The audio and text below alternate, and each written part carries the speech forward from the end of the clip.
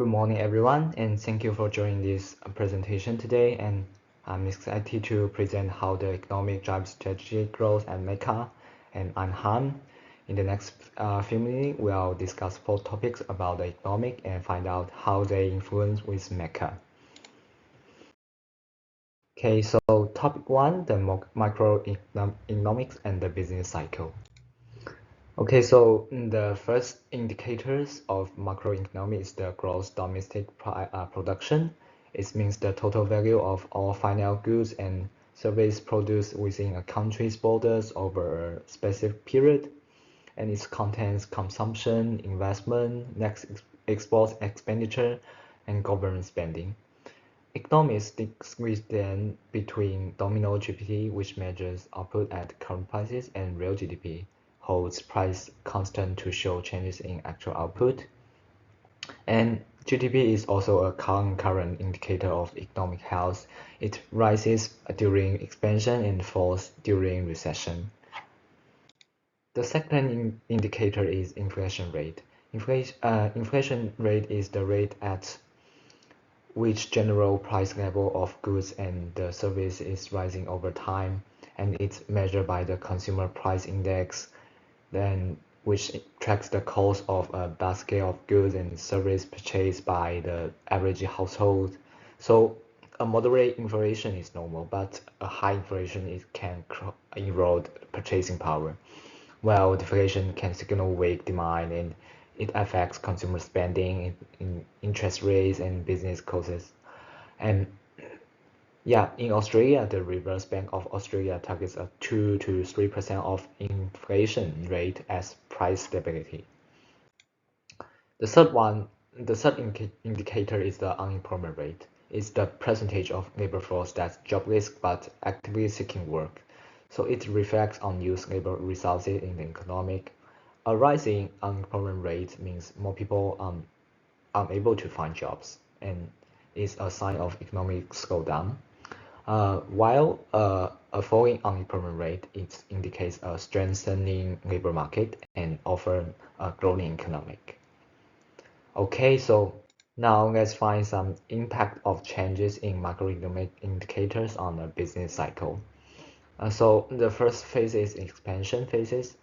The GDP will rise and the unemployment rate will falling, and it has the moderate inflation. So when we reach at a peak, its output will near capacity and inflation accelerating. And when we go to the recession phases, and the GDP will start to fall, and the unemployment rate will start to rise again, and it will cause disinflation. And finally, when we got the recovery phases, the GDP will the growth will resume, and the employment rate will improve again. And now let's focus on why this matter to Mecca.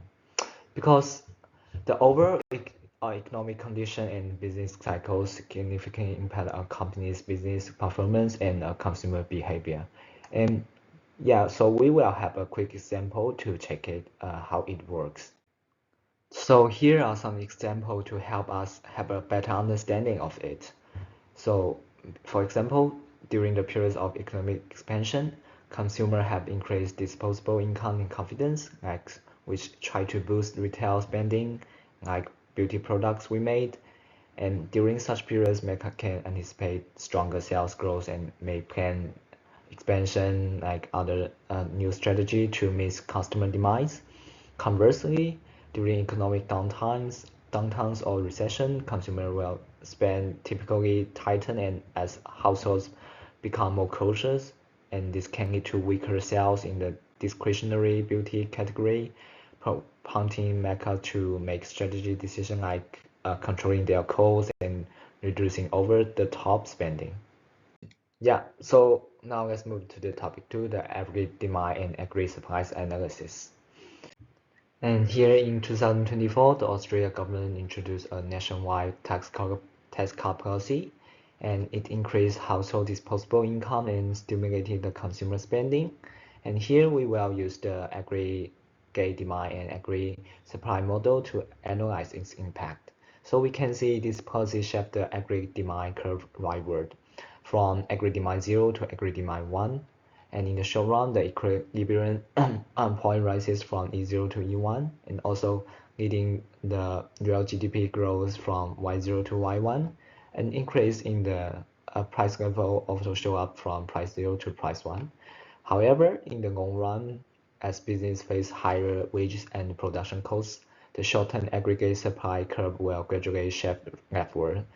The economic will return to its potential output, the long-run aggregate supply. But the prices also remain high there, so it will putting upward pressures on inflation. So what might these changes mean for Mecca? For Mecca, these changes mean short-term opportunity as beauty and skincare consumption rises. It's an ideal time to launch new products to increase sales and promotions. Yet as costs and interest rates climb, both operating expenses and consumers' real purchasing powers may tighten. So therefore, the company should capture near-term sales growth while staying disciplined in the long term.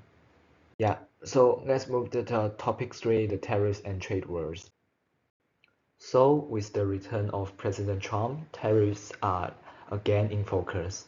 A tariff acts like a tax on imports. It raises domestic prices, reduces imports, and shifts benefits and losses among market participants. Okay, so these figures right there illustrate the changes in market prices and quantities when the US government imposes tariffs on imported goods and their impact on different participants. So under free trade condition, the market price is the world price, the PW, and at this point, the US domestic output is quantity 1 and demand is quantity 2, so and the imports is quantity 2 minus quantity 1. But after the tariff, the landed price of imported goods rises to world price plus tariff, and is shifting the import supply curve upward. So domestic output increased to quantity 3, and another one is the quantity 4, and so an imports decreased to quantity 4 minus quantity 3. As a result, the US domestic producer benefit from higher prices and increase in the producer surplus, and the government gains the tax revenue, and while consumer welfare is the decreases in the purple zone, and that weighing losses across on the yellow triangles. So overall, US manufacturers and the government benefit while consumers and foreign exporters suffer. So for Mecca, this means increased cost to enter the US market. It means higher retail prices and potentially lower sales. And in the long run, the company needs to mitigate the impact of tariff by diversifying its production base and implementing a tiered pricing strategy. So let's move on to the topic 4, insights from behavioral economics. Here we need to know traditional economics assumes people are rational, but behavioral economics reminds us that emotion and context drives real decision. So let's examine 2 behavioral economics concepts. The first one is the framing effect. Even when presented with the same outcome, people react differently depending on how the information is presented. For example, consumers are more likely to buy Realtor 80% fat-free rather than 20% fat. And so at Mecca, this means designing packaging and online content to emphasize positive emotion phrases like enhanced radiance or self-care rituals, just to make the choice more rewarding. And the second one is the sunk cost fallacy. It's the tendency to continue investing time or money simply because we have already invested in it.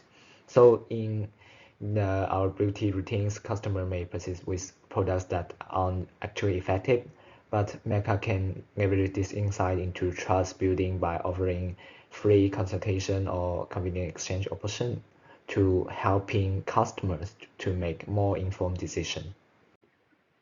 By remaining vigilant to overall economics, business cycle, tariff, and behavioral economics, Mecca can continue to lead the beauty industry with agility, empathy, and innovation.